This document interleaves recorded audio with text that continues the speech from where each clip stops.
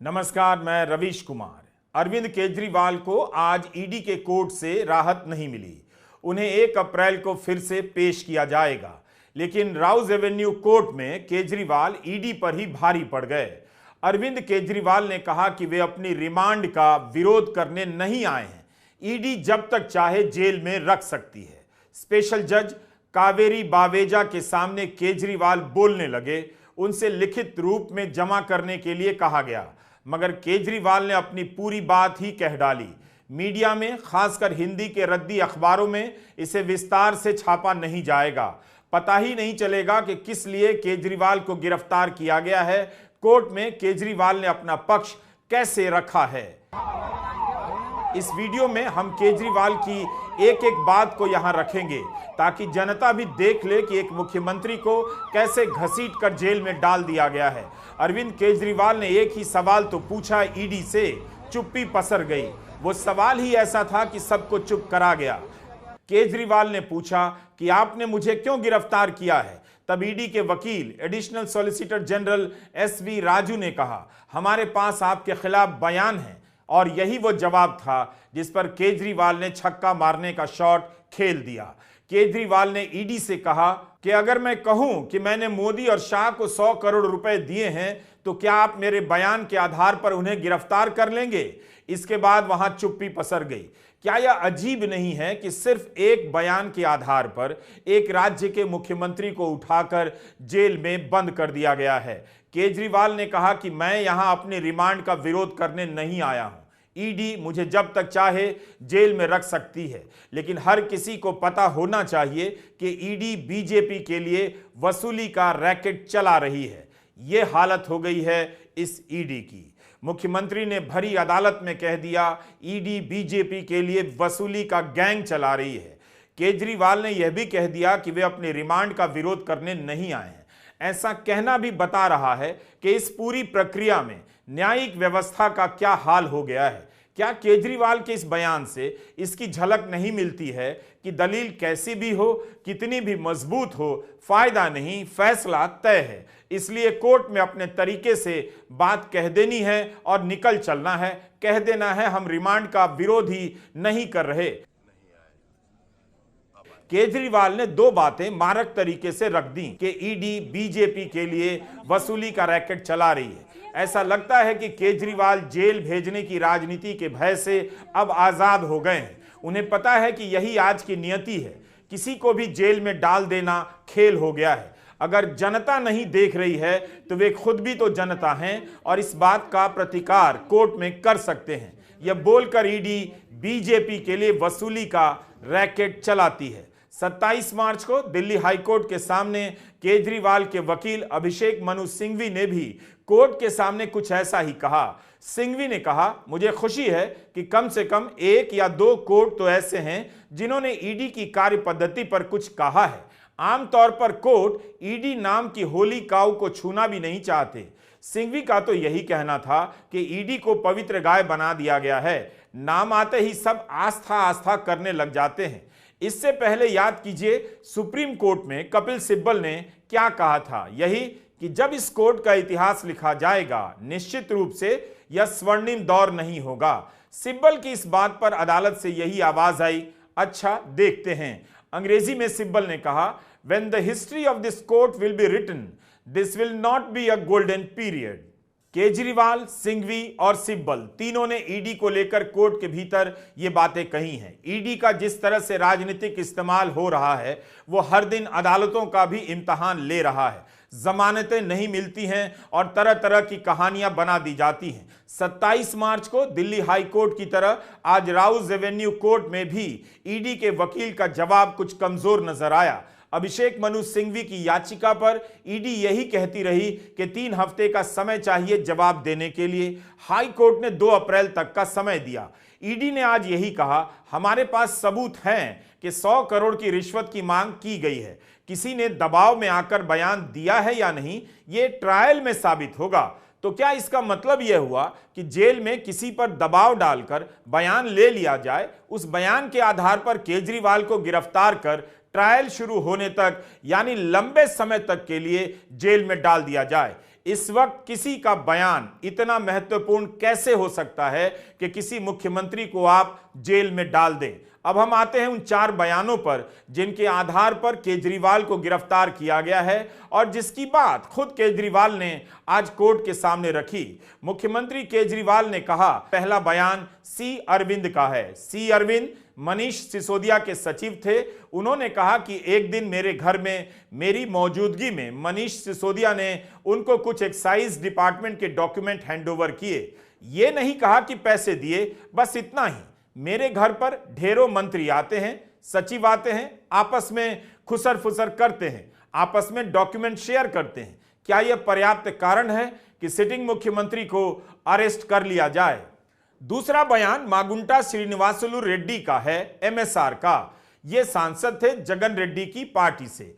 एक दिन 16 मार्च 2021 को 4:30 बजे मेरे दफ्तर आते हैं। 10 दिन पहले उन्होंने पत्र भेजा था कि मैं सांसद हूं, मुख्यमंत्री से मिलना है। वो मेरे पास मिलने के लिए आते हैं। मैं जल्दी में था। वे आकर कहते हैं कि दिल्ली में फैमिली चैरिटेबल ट्रस्ट खोलना है। मैंने कहा जमीन हमारे अंडर नहीं आती है, एलजी साहब के अंडर आती है। आप मुझे चिट्ठी दे दीजिए, मैं एलजी साहब को फॉरवर्ड कर दूंगा, बस। 16 सितंबर 2022 को उनके घर पर रेड होती है। उनसे पूछा जाता है कि क्या आप केजरीवाल से मिले? वो कहते हैं हाँ मैं मिला, मैं उनसे फैमिली ट्रस्ट के लिए जमीन मांगने गया था। यह 16 सितंबर 2022 को सेक्शन 17 में दर्ज हुआ बयान है। ईडी इससे खुश नहीं होती है। 5 महीने के बाद उनके बेटे को 10 फरवरी के दिन गिरफ्तार कर लिया जाता है। उसके बावजूद अपने स्टेटमेंट पर कायम रहते हैं। 5 महीना जब बेटा गिरफ्तार होता है, जेल में रहता है, तो बाप टूट जाता है। 16 जुलाई को अपना बयान बदल लेते हैं। 18 जुलाई को बेटा छोड़ दिया जाता है। उसके बाद उनका कोई स्टेटमेंट नहीं होता। जैसे ही उन्होंने मेरे खिलाफ स्टेटमेंट दिया, बेटा भी छूट गया और स्टेटमेंट लेने भी बंद हो गए और 3 अक्टूबर को उनका माफीनामा भी हो गया। मिशन पूरा हो गया। इसका मतलब ईडी को केवल और केवल मुझे फंसाना था। ईडी बार बार टोकती रहती है कि केजरीवाल लोगों को सुना रहे हैं, अपनी बात कहे जा रहे हैं, मगर किसी तरह केजरीवाल ने अदालत से अपनी बात कहने का समय हासिल कर लिया। उन्होंने कहा कि ईडी के पास 3 बयान हैं, तीनों ही बयान सेक्शन 50 के तहत लिए गए हैं, इसलिए कानून की नजर में तीनों बराबर हैं। तब फिर कोर्ट के सामने एक ही बयान को क्यों लाया गया? उन 2 बयानों को क्यों नहीं लाया गया जिसमें मेरे पक्ष में कहा गया है? जो केजरीवाल के खिलाफ स्टेटमेंट है, केवल वही लाया गया। कोर्ट के सामने तीनों बयान लाना चाहिए था ताकि कोर्ट तय करता सच्चाई क्या है। अब केजरीवाल राघव मगुंता के बयान की बात करते हुए कहते हैं कि 10 फरवरी को राघव गिरफ्तार होता है। गिरफ्तारी के बाद उससे 5 बार बयान लिया जाता है। 5 बयान में वह एक ही बात करता है, अपना बयान नहीं बदलता। लेकिन उसके बाद राघव मगुंता को 5 महीने जेल में रहना पड़ता है। 16 जुलाई को उसके पिताजी अपना बयान बदल देते हैं। तो मेरे खिलाफ 7 स्टेटमेंट हुए, 6 में मेरे खिलाफ कुछ भी नहीं कहा जाता है। 7वें में जैसे ही मेरे खिलाफ स्टेटमेंट देते हैं, उसके बाद उनका कोई स्टेटमेंट नहीं होता है, जेल से छोड़ दिया जाता है और उन्हें माफीनामा दे दिया जाता है। यह जो 6 स्टेटमेंट है, रिकॉर्ड पर नहीं लाया जाता है। चौथा बयान है शरत रेड्डी का। 16 सितंबर को उनके घर पर रेड हुई। 9 नवंबर को स्टेटमेंट देते हैं, मेरे खिलाफ नहीं बोलते हैं। 10 नवंबर को गिरफ्तार कर लिए जाते हैं। उसके बाद उनके 9 स्टेटमेंट होते हैं, किसी में भी शरत रेड्डी मेरे खिलाफ नहीं बोलते हैं। लेकिन 6 महीने जेल में रहने के बाद 25 अप्रैल को टूट जाते हैं और वह इतना कहते हैं कि मैं विजय नायर के साथ सीएम साहब से मिलने गया था, सीएम साहब जल्दी में थे। सीएम साहब कहते हैं विजय नायर के टच में रहो, विजय अच्छा लड़का है। केजरीवाल ने कोर्ट से पूछा, वे सिर्फ इतना जानना चाहते हैं क्या ये 4 बयान एक चीफ मिनिस्टर को गिरफ्तार करने के लिए पर्याप्त हैं? ईडी के दफ्तर में 1 लाख पेज हमारी बेगुनाही के सबूत हैं, उन्हें कोर्ट के सामने नहीं लाया जाता है। शराब घोटाले का पैसा कहां है? यह आरोप लगाया जा रहा है कि किसी साउथ ग्रुप ने शराब की नीति बनाने के लिए पैसे दिए, लेकिन जस्टिस संजीव खन्ना ने कहा है कि 100 करोड़ दिया गया है या नहीं, यह विवाद का विषय है, यानी साबित नहीं हुआ है। रिश्वत के सबूत नहीं है। असली शराब घोटाला यह है कि इसके बहाने आम आदमी पार्टी को बर्बाद किया जा रहा है। यह गवाही वाली बात हमने आपको 27 मार्च के वीडियो में भी बताई थी। इसी तरह की बात अभिषेक मनु सिंघवी ने भी दिल्ली हाई कोर्ट में रखी। आपको हमारा वो वीडियो फिर से देखना चाहिए, उसमें सिंघवी के तर्क को विस्तार से रखा गया है। आप सोचिए, शरद चंद्र रेड्डी को पीठ दर्द के नाम पर बेल मिल जाती है, बाहर आकर सरकारी गवाह बन जाते हैं और इनकी कंपनी 50 करोड़ का चंदा बीजेपी को देती है, बीजेपी ले लेती है। केजरीवाल ने कोर्ट में कहा कि मेरे पास सबूत हैं कि यह रैकेट चल रहा है, मनी ट्रेल दिखाई दे रही है। उसने गिरफ्तार होने के बाद 50 करोड़ रुपए का चंदा दिया। ईडी के वकील राजू ने कहा, जिस व्यक्ति ने केजरीवाल का नाम लिया है उसने कारण भी बताए हैं, सब कुछ पेपर में दर्ज है। दिल्ली हाई कोर्ट में यह सब जमा भी किया गया है। केजरीवाल कहते हैं कि उनके पक्ष में जो पेपर है वो ईडी के पास है, लेकिन उन्हें कैसे पता ईडी के पास है? ये सब कल्पना की बातें हैं। ये आपके प्रमुख हैं, आम आदमी पार्टी को रिश्वत मिली है जिसका इस्तेमाल गोवा चुनाव में हुआ है। हमारे पास गवाह हैं जिनका कहना है कि यह पैसा साउथ ग्रुप ने हवाला के जरिए दिया, इसकी चेन है। केजरीवाल उस चेन की बात नहीं कर रहे हैं। गोवा चुनाव में आप जानते हैं सबसे अधिक पैसा तृणमूल कांग्रेस ने खर्च किया, 47 करोड़। उसके बाद बीजेपी ने 17 करोड़ और आम आदमी पार्टी ने करीब 4 करोड़। अगर गोवा चुनाव में हवाला के रैकेट से करोड़ों रुपए पहुंचाए जा रहे थे, तब तो यह चुनाव आयोग पर भी सवाल खड़े करता है, जिसकी जिम्मेदारी होती है कि चुनावों के समय इस तरह के पैसे पर नजर रखे। क्या चुनाव आयोग ने कभी कहा है कि गोवा में हवाला के जरिए पैसा घूम रहा था? ईडी ने टोका कि केजरीवाल जांच एजेंसी पर आरोप लगा रहे हैं। वकील राजू ने कहा, केजरीवाल लोगों की तालियों के लिए यह सब कर रहे हैं।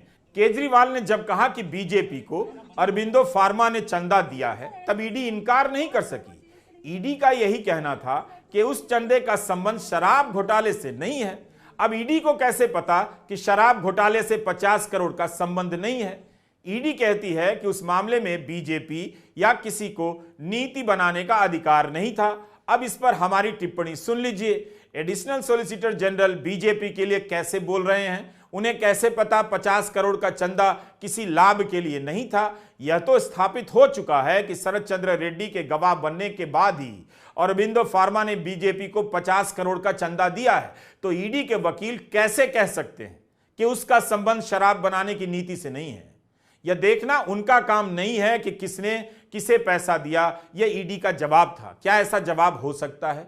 जिस व्यक्ति को ईडी ने ही शराब घोटाले के मामले में गिरफ्तार किया, उसे सरकारी गवाह बनाया, उसकी कंपनी बीजेपी को 50 करोड़ का चंदा दे और ईडी को जांच नहीं करनी चाहिए? ईडी कहती है कि बीजेपी को शराब की नीति बनाने का अधिकार नहीं था, तो इस मामले में ईडी को जांच करनी चाहिए या नहीं? हमने एक वीडियो में आपको विस्तार से बताया है कि सैटेलाइट स्पेक्ट्रम के लिए नीलामी होनी थी। भारतीय एंटरप्राइजेस की एक कंपनी नहीं चाहती थी कि नीलामी हो, सरकार ने नीलामी की नीति ही बदल दी। भारतीय एंटरप्राइजेस ने नीति बदलने से पहले 100 करोड़ का चंदा बीजेपी को दिया, नीति बदल जाने के बाद 50 करोड़ का दिया। तो यहां पर केवल और केवल मोदी सरकार ही टेलीकॉम नीति बदलने और बनाने में सक्षम है। तो क्या ईडी देखना चाहेगी कि कहीं 150 करोड़ की रिश्वत खाई तो नहीं गई है? क्या ईडी में साहस है? केजरीवाल के मामले में 3 अप्रैल को दिल्ली हाई कोर्ट में सुनवाई होनी है। ईडी कोर्ट ने 1 अप्रैल तक की ही रिमांड दी है। भ्रष्टाचार के सहारे विपक्ष को खत्म किया जा रहा है, लेकिन जो बीजेपी के साथ आता है उसके खिलाफ केस बंद हो जाता है। सीबीआई ने प्रफुल्ल पटेल के खिलाफ भ्रष्टाचार के मामले की जांच बंद कर दी है। प्रफुल्ल पटेल अजीत पवार के साथ चले आए हैं। अजीत पवार के खिलाफ भी अब गिरफ्तारी की मांग बंद हो चुकी है, जिन पर बीजेपी ही 70,000 करोड़ रुपए के घोटाले के आरोप लगाया करती थी। उस अजीत पवार को बीजेपी ने उप मुख्यमंत्री बनाया है और यहां दिल्ली में 100 करोड़ की रिश्वत के आरोप में उप मुख्यमंत्री रहे मनीष सिसोदिया 1 साल से अधिक समय से जेल में हैं और अब मुख्यमंत्री अरविंद केजरीवाल जेल में हैं। नमस्कार, मैं रवीश कुमार।